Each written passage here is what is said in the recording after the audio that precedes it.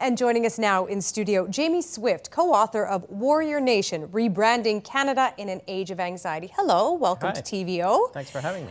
Okay, you live in Kingston, Ontario, city steeped in military history. CFB Trenton is nearby, it's a major employer. And you've come out with a book that's critical of the military. I'm wondering, how did people back home respond to it so far? Well, I think it's early days so far. I was aware that in Kingston, if you write stuff or speak out publicly in a critical way about the military, you could suffer blowback. It is a sensitive issue there. As you say, CFB Kingston, the biggest employer in the town. Some people think of Kingston as Prisonville, but it's much more Soldierville than Prisonville. But it's a town that's steeped in military history. The War of 1812, Old Fort Henry is a tourist site. The area I live in, for instance, near downtown, all the streets are named after battles from the Crimean War. So it's steeped in history, but it's a complex place. So we haven't had any negative comments so far, but as I say, it's early days, and what the book tries to do is to be provocative and ask us hard questions about Canada and Canada's military history, and whether Canada's military history is what defines us as a country. It's called Warrior Nation. What do you mean by that?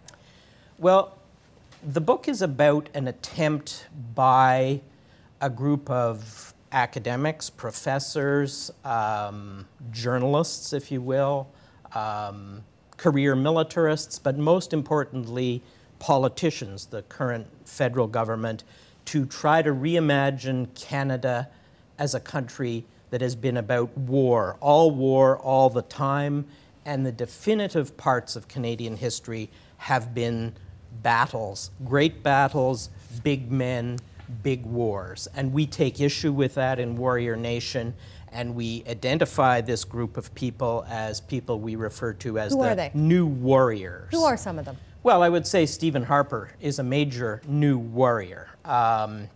If you look on the Environment Canada weather site, right at the bottom, there's a thing about the War of 1812, and you click on that, and there's a quote from the current Prime Minister saying how important the war was for our national identity, and it determined which flag we salute. So I wasn't sure that Canadians were known as a people who do a lot of flag saluting, but what does that tell us? Other new warriors, a group of historians who are getting on in years, and some younger historians who've studied war, who've looked at battles, looked at the military, and are invested in this notion of Canada as a country that has always been about war. Okay, one of the quote-unquote new warriors that you talk about extensively in your book is Jack Granatstein, well-known historian. I want to read you something that he wrote. This is from the Winnipeg Free Press. He wrote this at the end of the last year. To hear defense critics on the left talk, one might believe that the Canadian forces was 500,000 strong rather than the 68,000 it is. And the defense budget, nudging just above $20 billion a year, is certainly bigger than it was under Jean Chrétien, but it is still only some 1.2% of GDP, or about half what it was under Pierre Trudeau, that great militarist.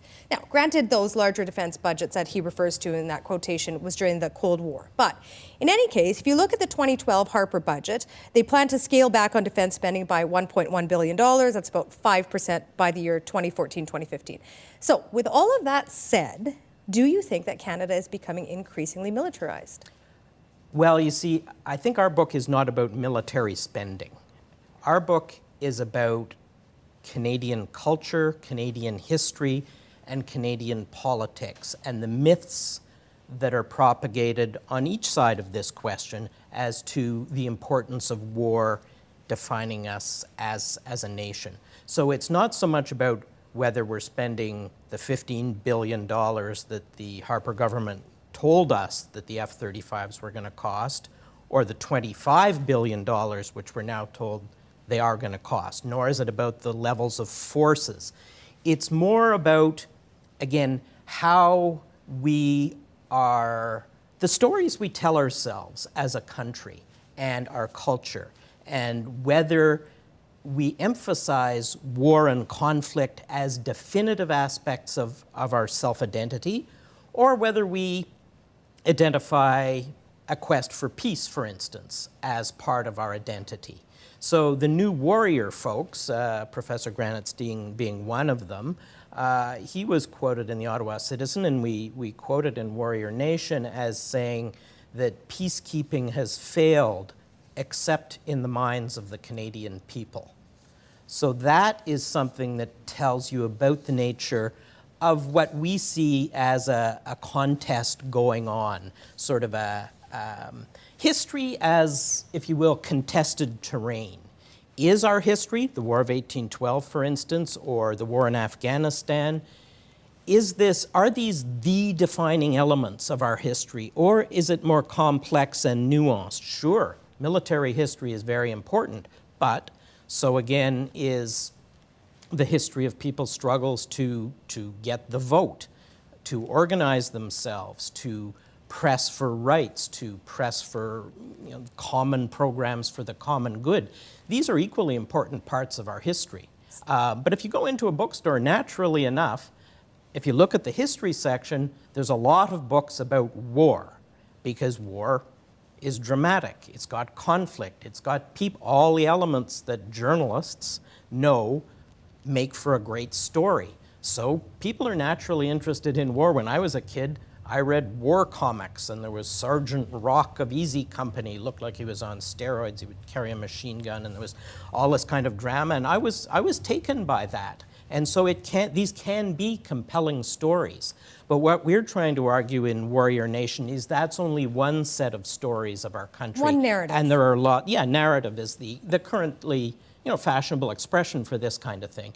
That's one narrative, but there are other narratives, and the revulsion of Canadians after World War I and after World War II to this kind of carnage. See, the Warrior Nation project very rarely talks about the horror and the carnage and the absolute devastation of war.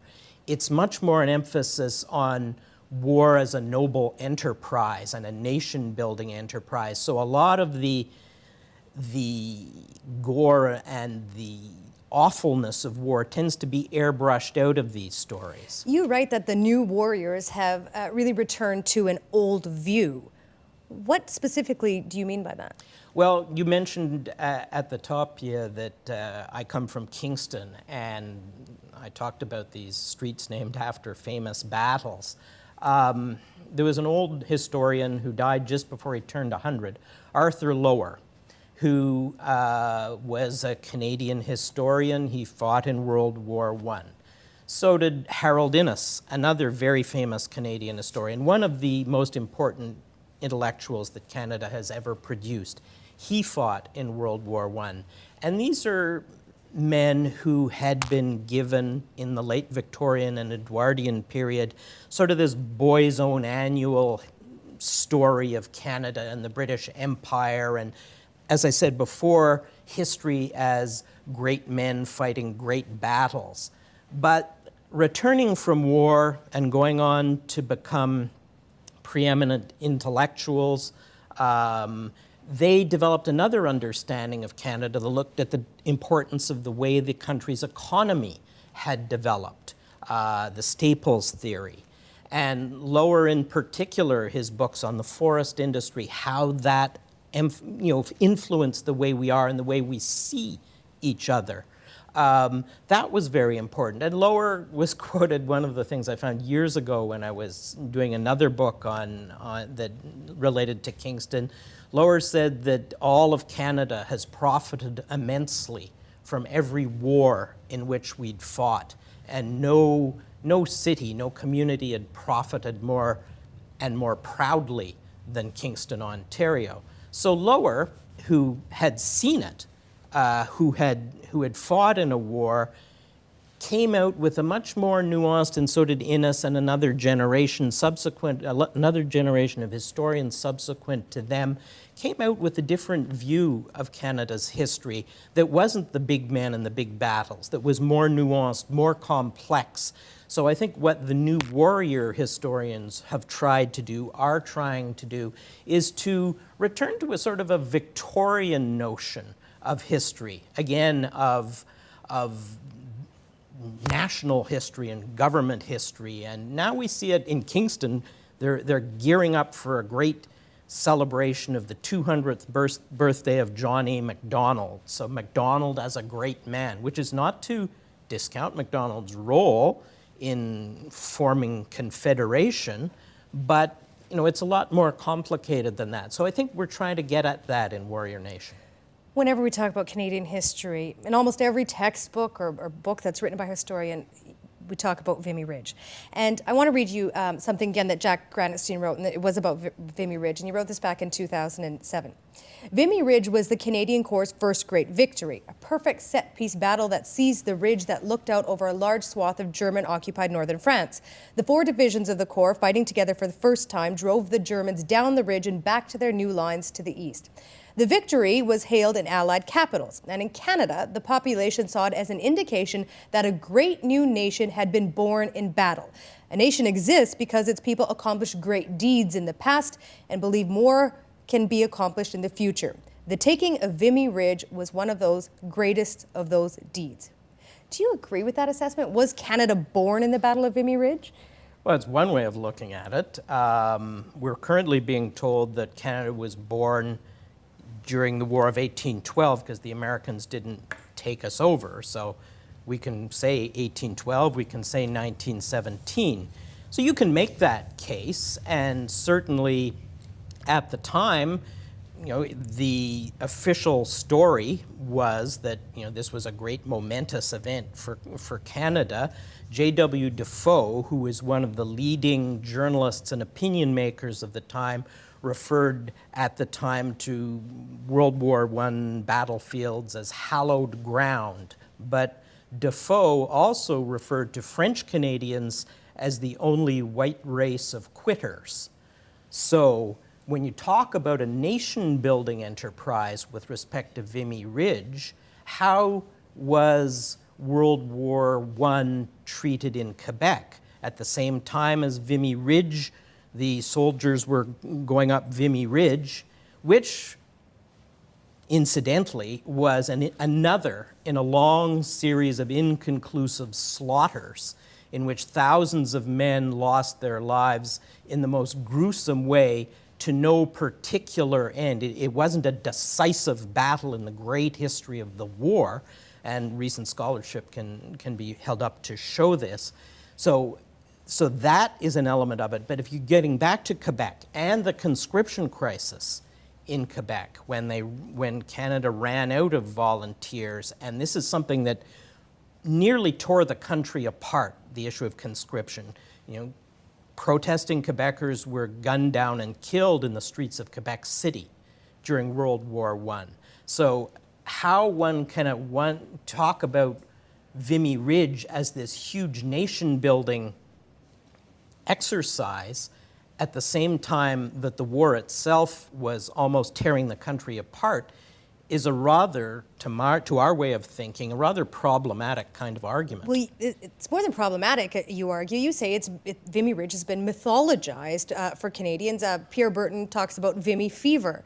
Why do you think this myth or this fever exists? Well, I think when we're confronted, when societies are confronted, or people and their families even are confronted with horrific events, we have to, or it's very helpful to make up myths in order to try to make sense of a world that in many other ways seems absurd and irrational. Pre-industrial tribal societies have their own myths around trying to make sense of a world that they cannot really understand, so they tell themselves stories. At the same time, we tell ourselves stories. And again, history as contested terrain, more conservative historians like to mythologize war. And that's normal, but at the same time, some Canadians, many Canadians have mythologized peace and peacekeeping. And that's something that one could talk about. And we will tomorrow. Okay, so that kind of mythologizing is important. So this is contending ideas. I mean, you often hear when people talk about history, oh, so-and-so is rewriting history. Well, the point is history is always being rewritten and reinterpreted, and stories are always being told in different ways. So Pierre Burton, arguably Canada's most successful popularizer of our history, had a whole book on Vimy. And he concludes in a very dark way that Vimy Ridge was a terrible tragedy. You, in the book, not only talk about the various myths, as you put it, of battle, but you also look at other things. I want to look at one of them. One of the things that you talk about in your book that I found so interesting was Canada's Citizenship Guide. The version, 2009 version, was called Discover Canada, the Rights and Responsibilities of Citizenship. And you argue that it might have well has been titled The Beginner's Guide to the Warrior Nation. Why'd you say that? Well, the Citizenship Guide, Discover Canada, is a guide, very glossy guide, that all new Canadians must read and pass a test on before they can officially become Canadian citizens. And hundreds of thousands of copies are produced and distributed by the federal government. So a very important document. The current Citizenship Guide, the rewritten history that was rewritten by the Harper government, places a huge amount of emphasis on war. There are lots of photographs of war. There's this idea of war as a noble enterprise, but none of the it's a romanticized, again, airbrushed notion of war, to the extent there are no photographs of desperate columns of refugees being strafed as they try to get away from battles. There are no images of bombed out cities and the terrible carnage that is war. The effort is to try to make war as look sort of like a jolly, nice, boyish adventure. Well, let me bring up one of these images that's in the guide. This is former Governor General, obviously, John Buchan, I think the 15th or so in Canada. And beside the image in the guide, it quotes the former Governor General. And here's what is written. Immigrant groups, he said, should retain their individuality and each make its contribution to the national character. Each could learn from the other, and while they cherish their own special loyalties and traditions, they cherish not less that new loyalty and tradition which springs from their union. Okay, to my ear, that sounds pretty innocuous, pretty unobjectionable. Yet you say that the Governor General's inclusion in the new citizenship, I'll say that word properly, guide is a calculated move by the new warriors. Well, I think and that quote from Buchan sounds like very nice, liberal-minded, multicultural kind of a thing. Buchan, Lord Tweedsmuir, was, a very influential novelist and nonfiction writer. He was the Governor General of Canada from the mid-30s until he died after hitting his head in the bathroom at Rideau Hall, having suffered a stroke. And he was also a race theorist. He told students at McGill in the late 30s, he warned them about Negroid cultural influences. I don't know if he was thinking of Louis Armstrong or Coleman Hawkins or American jazz performers, but he thought that was a bit dodgy. He had also served the Empire during the Boer War as a concentration camp administrator. He referred to the concentration camps the British set up in order to herd the Boer people, the Dutch settlers of South Africa, into these camps. He referred to them as health resorts. It's important because Buchan is the only 20th century political figure pictured in the Citizenship Guide, and also pictured in this long Aboriginal eagle headdress. So by holding him up as an important enough Canadian political figure of the last century, I'm old enough to think always that the last century was the 19th century, but indeed is the 20th century. So if Buchan is held up as this really important historical figure, important enough to be pictured in this guide, what is that telling us about the message that the Harper government and the new warriors want to send? Is Buchan somebody, is a race theorist, somebody we want to emulate. But of course, most people don't look at Buchan's background. So what Warrior Nation tries to do is to provide the reader with the context of the choices that are made. The Citizenship Guide devotes half a sentence to peacekeeping as a Canadian enterprise. Less words, we're sort of pedantic, but not too pedantic, less words, for instance, than it devotes to a move in the 1920s and 30s to have Canada take over the British West Indies in another, apparently benign imperial enterprise. So what's happening here is that peacekeeping is being de-emphasized, and somebody like John Buchan, who is a problematic political figure, is being puffed up. He wasn't even a Canadian, of course. He was only the British Governor General sent over here. And arguably, people that are new to this country wouldn't know about John Buchan's history. That's the problem. No, most people would not know that. I mean, most Canadians that have been born and raised here probably wouldn't know. Yeah, and he was a very successful novelist. I mean, I can only, blanch with envy at his productivity. He wrote many, many novels. His most famous novel, The 39 Steps. But many of his novels are really racially tinged. So his liberal-minded statements about Canada and Canadians and inclusiveness really fly in the face of what the man truly believed, and more importantly, the imperial race-based perspective that he represented at the time. Okay, I want to talk about one more person that you write extensively about in your book, and that's General Tommy Burns, who you referred to as one of the most important soldiers in Canadian history. Tell me about Tommy Burns. Tommy Burns was a Montrealer who went to the Royal Military College in Kingston, left when the war broke out, World War I this is. He born around the turn of the last century. Was a combat veteran of Vimy Ridge and several other important battles. I'm not saying that Vimy Ridge wasn't an important battle, I just said it was inconclusive. So he went up Vimy Ridge and caught a bit of shrapnel or stone in his face, but he wasn't badly injured at all. Was a career soldier, and as we say in Warrior Nation, I think one of the most interesting soldiers, military figures in our history. So he went on from that to become a career soldier at a time when the Canadian Army had shrunk down a lot after the World War I experience. He then became a writer. He wrote a novel. He was a regular columnist for the American Mercury, H.L. Mencken's publication, the New Yorker of his day, a very skillful writer. World War II, he moved up after a controversial setback that is a bit intriguing, but I don't think we have time to go into here, to command the Canadian Corps in Italy.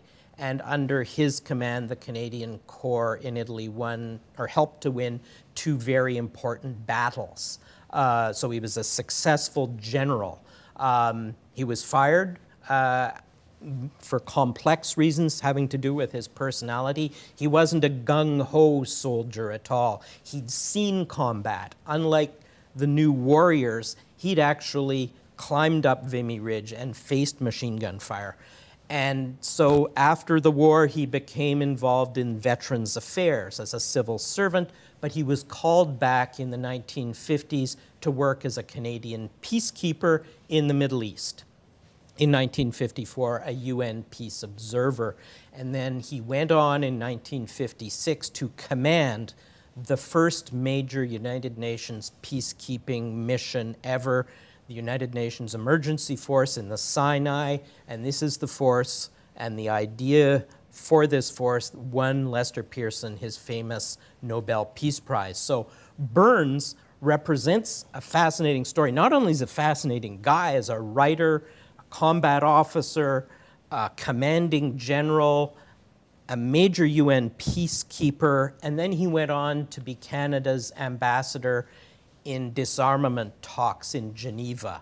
So I can't think of a Canadian military figure who's had a story, and there's no biography of Burns yet. It would be a fascinating biography to write. You also say, we only have a couple of minutes left, but you argue that we would do ourselves well as Canadians to look at General Burns's life as sort of a prism through which we could better understand our own history.